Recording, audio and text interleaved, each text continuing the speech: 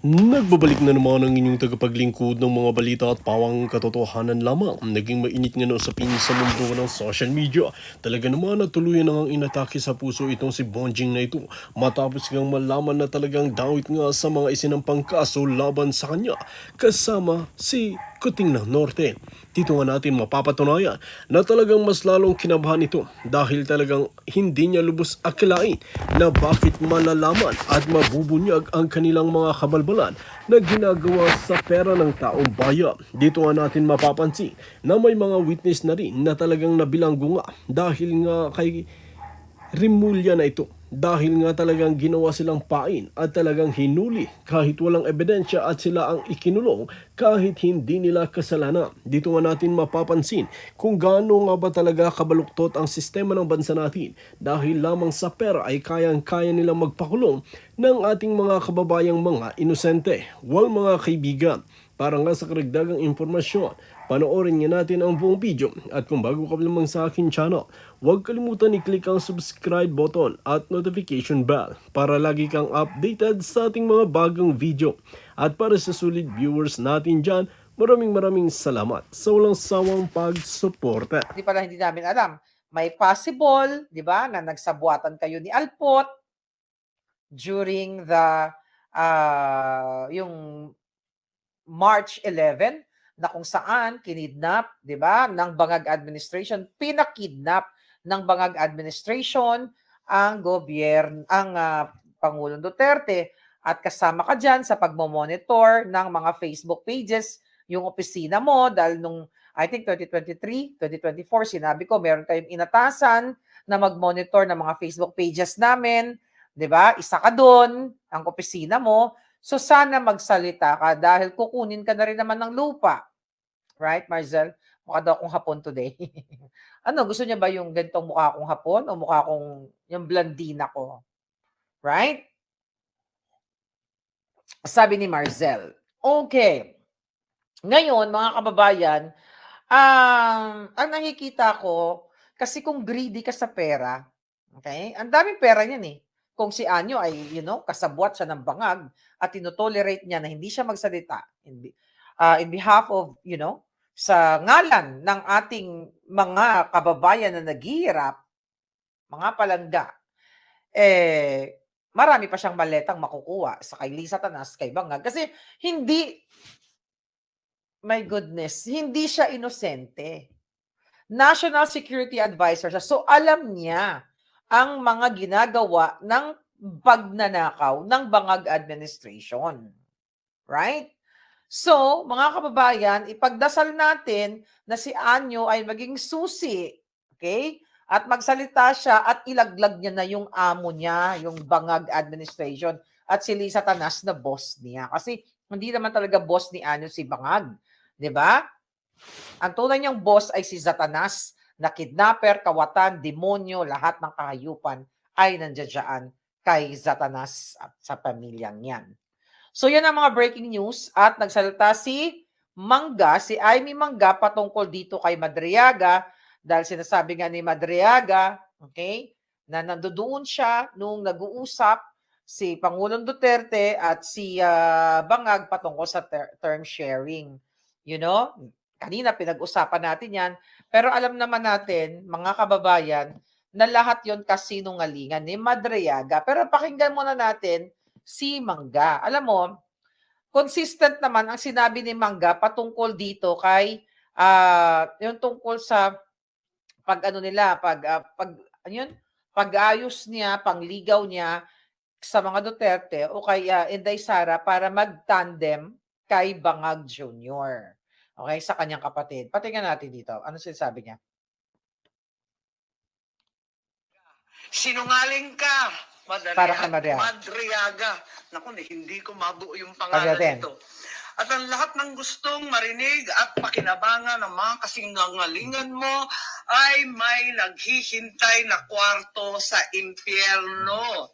Ako, dapat sabihin mo rin yan sa kapatid mo. Okay? Bilang senador at kapatid ni Bonget, 10 ng mga tunay na nakakaalam ng pangyayari ay may moral na pananagutan na pabulaan at itama ang nakaka kaasukan, kasinungalingan ni Madriaga. Inuulit ko, sinungaling ka, Madriaga. At hindi ako papayag na gamitin mo at ng mga kasamahan mo ang oras, ang espasyo, ang dignidad ng kahit na anong opisina o sangay ng gobyerno. Isasalaysay ko ang mga pangyayari noong 2021, ang tunay na pagbuo ng UNITEAM. Maraming nagtatanong, maraming naghahaka-haka. Higit sa lahat, may nagsisinungaling diyan sa Kongreso. So unang-una, no such thing as yung mga term, ano ba yan? Paghahati ng term, ano ba yun?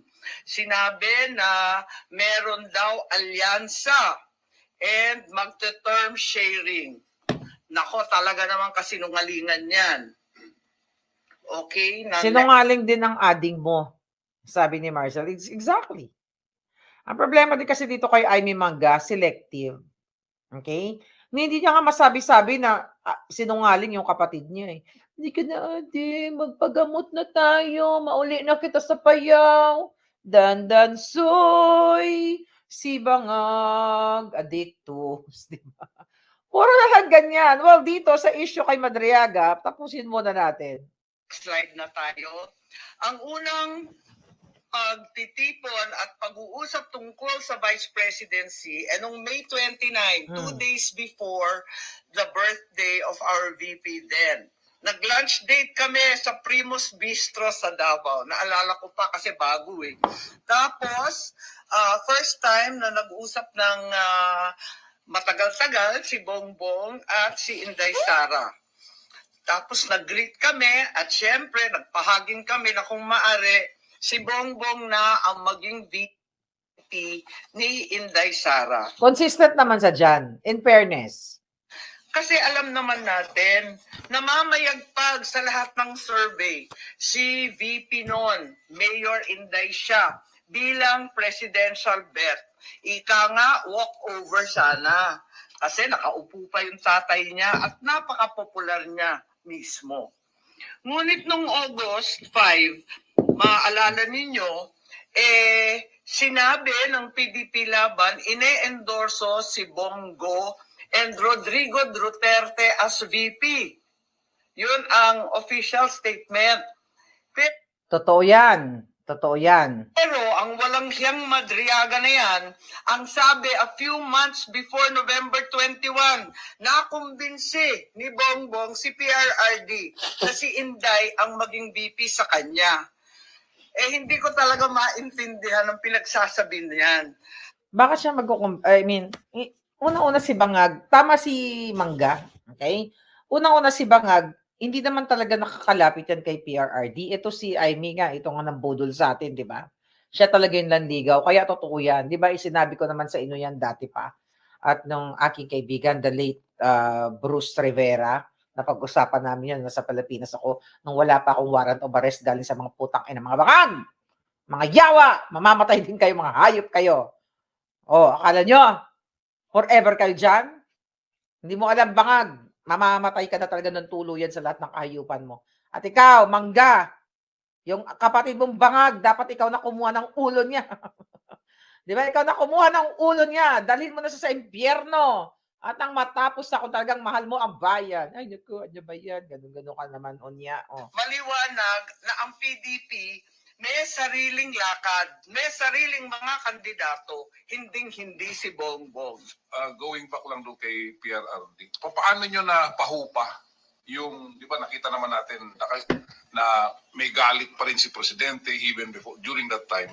Paano na pahupa yung galit ni dating Pangulong Duterte at pumayag din eventually doon sa UNITEAM?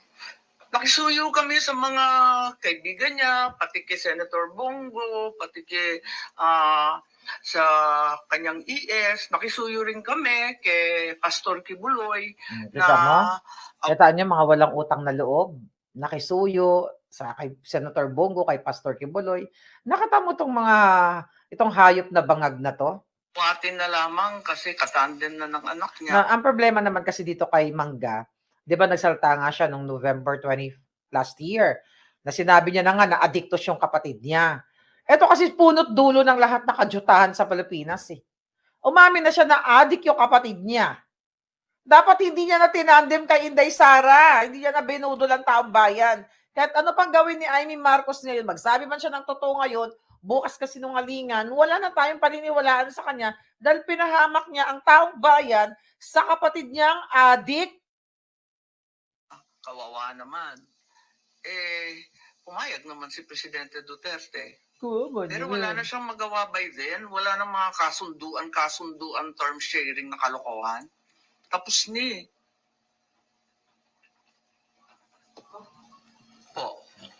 Po.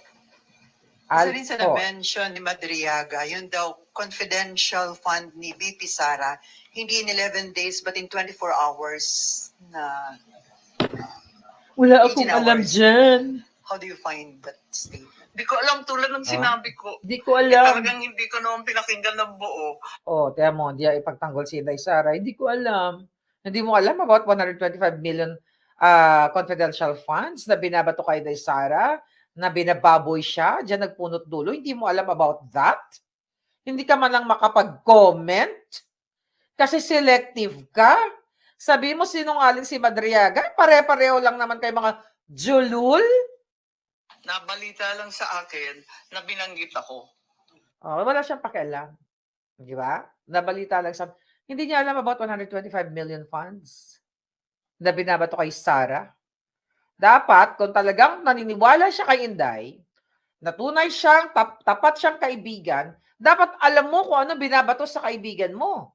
At kung naniniwala ka sa kaibigan mo na hindi corrupt, katulad ni Inday Sara, na hindi ninakaw ang 125 million confidential funds na binabato sa kanya, the moment na kumalas siya sa mga bangag na ngayon maang-maangan ka, ano ba yan? Hindi ko alam. Ay, naku, hindi ko naman napanood. Hindi ba kaputahan? Kung ako si Inday Sara, kung kaibigan ko si Inday nga, hindi nga kami close. But I spend time para ipagtanggol siya sa mga asong katulad ng mga bangag, mga kawatan. Diba? Ano bang napala? Ang napala natin kay Inday Sara, yung kanyang good governance. Ang napala ni Amy at ang bangag, ang bongga, di ba? Number 1, napalibing ang tatay niya ni PRRD. Number 2, wagi si Amy Marcos na maupo ang kapatid niyang adik kahit napupunan pa lang si Bangag, alam niya ng adik. Binudol niya tayo. Balikan nga natin itong mga ibang issue ni Amy Marcos na to. That was 2024 ba? Yeah, 2024. Diba? Yung tungkol sa charter change. Naghiring-hiring, nagbiga-biga, binayaran yung mga constituents sa district lahat. Binigyan ang mga kongresista ng how much is that? Basta multi-million. Bawat district, binigyan ng mga kongres. Ayan, si Tambaluslos, ang promotor, ganyan-ganyan. Napanagot ba si Tambaluslos?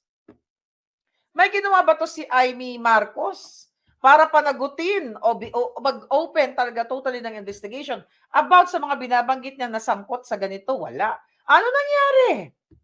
Yung kanyang hearing patungkol dyan sa pagginap kay PRRD. Napalaya ba si PRRD? Wala, puro drama. Ayan, si Anyo nag-resign ng gago. Na I hope magsalita na yan. Dapat idepensa mo si Sara. Dahil nakinabang ka sa pangalan ng Duterte.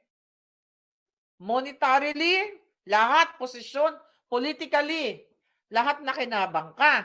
Tapos ngayon, sabi mo, tatanong ka, what is your comment about 125 million na sinabi ni Madriaga na ginastos in just less than 24 hours o in one day? Wala pang one day, di ba? Wala siyang alam. Kaya nakakagigil talaga itong kajuta-jutahan ni Amy. Hindi ko pa nakikita yung iba niyang sinabi. So wala kayong prejudgment sa kanyang credibility. Doon lang talaga, doon sa tungkol sa akin. So wala kang prejudgment sa kanyang credibility. Wala siyang pakialam sa 125 million na sinasabi ni Madriaga na ginastos daw ng Office of the Vice President ng within or less than 24 hours. Bakit ang tao tama? Stormy days?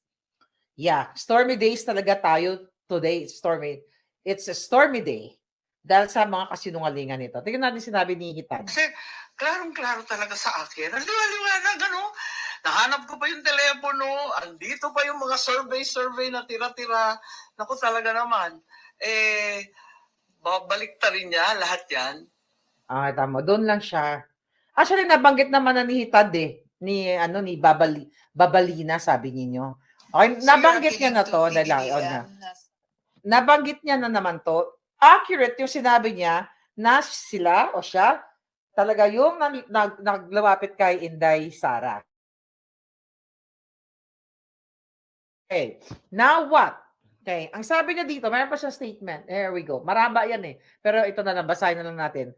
Ngayon, sinabi niya kay Bangag, Bongbong, sabi niya, Bongbong, President Marcos, magkasama tayo. Kaya hanapin ko yung sinabi ng Julolis na to. Baka nandito para marinig natin. Okay.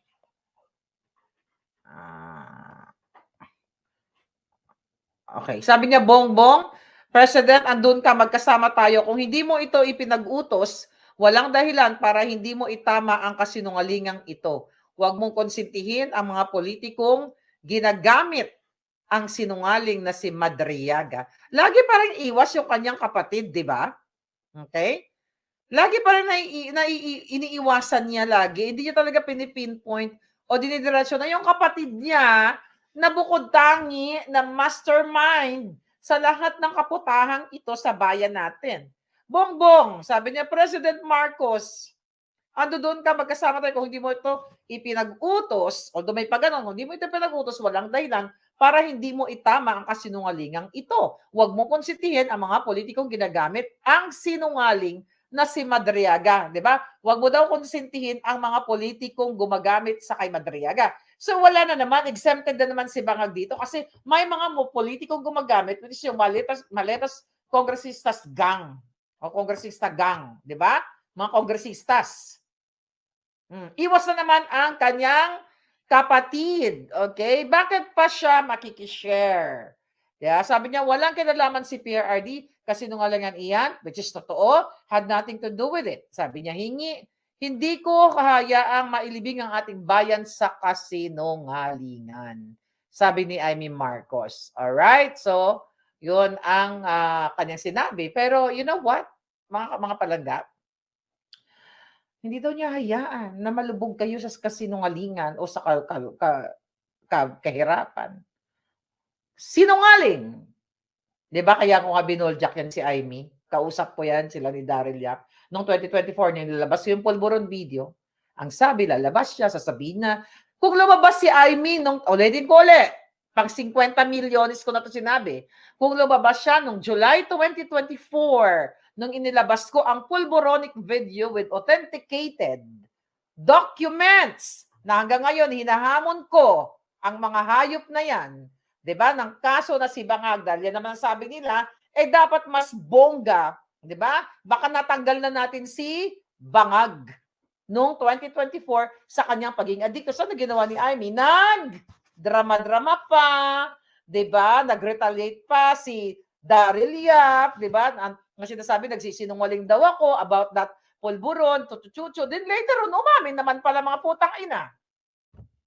Sino pa rin? Kahit anong gawin ni Amy Marcos, no more Marcos. Kahit ano pang mga drama niya, although yung sinabi niya, totoo kasi nabanggit niya naman yan at nakita naman talaga natin yan, no? Even before ng kaguluhan nitong, yung paggigipit nila kay Inday Sara. Pero yung pagtanggol niya kay Inday Sara, hindi buo. Yes, sabi ni Derek, blood is thicker than water pa rin si Mangga. Kasi kung talagang mahal ko si Inday, kung ako ang kaibigan niya, kahit kapatid ko, na pinapahirapan ng kaibigan ko, di ba? Ako na mismo ang magsisiwalat sa kalokohan ng kapatid ko na ginagago or kausapin ko yung kapatid ko dahil mas panganay ako. Di ba? Pwede ba tigilan mo na yung kaibigan ko? Ganyan-ganyan. Kaso hindi naman niya gagawin yun eh. Ay, outside ko lang na ako. Di ba? Bakit takot ka kay Liza Tanas? Yeah? Yung hayop na Liza Tanas na yan. Well, alam nyo na yan. Diyos ko po, ang dami-dami ko ng expose 2023. Kinausap ko yung mga hayop na yan. Okay? At alam mo, Amy, na ang kapatid mo, adiktus. July pa lang. July, August, nag-uusap na tayo patungkol sa pagiging adik ng kapatid mo. Pero mas pinili mo magsinungaling, itiko mo yung bibig kaysa sa 120 million Filipinos na pinahihirapan ng bangag mong kapatid at ng pamilya mo na lumalamon sa pera ng bayan, nagpayaman, nagpa-botox, buto, lahat na, botox, buto, name it, pabuli, kung ano pa man, lahat gamit ninyo ang pera ng bayan para babuyin ang ating mga kababayan. Alright? So yung mga eksena mo, itigil mo na yan. Wala naman naniniwala sa iyo. Takot si Babalo kay Butod, sabi ni Georgina. Pare-pare silang may baho. Pero kasi alam naman niya, remember, nung mga una pasabog natin, ay, sinasapi. Ano ba yung mga minention niya dati? Yung mga dami nating expose nun eh. Yung kapatid ko, sinasapian po ng demonyo. Parang hindi sinasabi, hipuin niyo po, maraming demonyo sa paligid niya. Di ba yung mga ganong kadyutahan? Lahat na yung pahapyaw. Kasi pare-pare silang may baho. Kaya kung kaibigan mo si Inday Sara, ipaglalaban mo siya hanggang sa dulo kasi inaapi siya ng mga demonyong pamilya mo. Hindi po pwedeng ganyan, puro kasinungalingan. Puwisit. Diba? Buti sana yung piniperwisyon ng kapatid mo at nilisa ka na isang tao lang o mga sarili nila, wala kaming pakialam. Pero ang piniperwisyon niya, yung kaibigan mo, pinakulong si PRRD, pinadukot, tapos ngayon, nagdrama ka pa, kasama yung mga alpot, nag-optics kayo, picture with the Kaufman, ako, makakalaya na si PRRD, yari na, ito na, mga putang ina. Pinaasa kayo? Nakalaya ba si PRRD? But I'm looking forward. Sa April 22, magmilagro ang langit, iadyan ng Diyos na hindi ma-confirm ang charges kay PRRD at makauwi na sa pamilya niya. Hindi puro drama, puro ganyan, kaluluoy. Ayun na si Amy, tagasagot, the bringer of hope. For PRRD bullshit. Pakain-kain ng lechon sa hig. Ang biga-biga, puro kaputahan lang naman ang ginawa mo doon. Puro kasinungalingan. Buisit. Magtunaw na sana kayo lahat ng mga Marcos, mga demonyo kayong lahat, pahirap kayo sa bayan. Kahit na magsalta-salta kay Madriaga, selective ka pa rin. Kung para ka sa bayan, all out ka. But you are not para sa bayan in the first place. Diba? Ang sarap kasi magnakaw ng kaba ng bayan, no? I mean, no? Diba? Ang sarap. Imagine ninyo, pasweldo, panakaw, pabotox, pasingot, pabiga-biga, lahat na lang. No more Marcos ever, sabi ni Galaxy. Yes. And now, itong bagong statement ni John Vic Supot. Hoy! Ikaw ang tunay na supot. Kasi nagsalita siya, mga kababayan. Okay, patungkol dito sa statement ni Baste noong nagkaroon ng speaking engagement doon sa coalition. Okay? Noong nakaraang mga few days ago, 3 days ago, I think, na sinasabi ni Baste na isa lang ang ulo na kailangan natin. Excuse me. Okay? Ang sabi ni Basti dyan, alright? Alright. Dahil gusto nilang pakasuhan si Baste ng inciting. Diba? Parto gorgor da bangag. O, wala naman sinabi si Baste na ganyan. Ang sinabi lang niyan, isang ulo lang ang kailangan natin.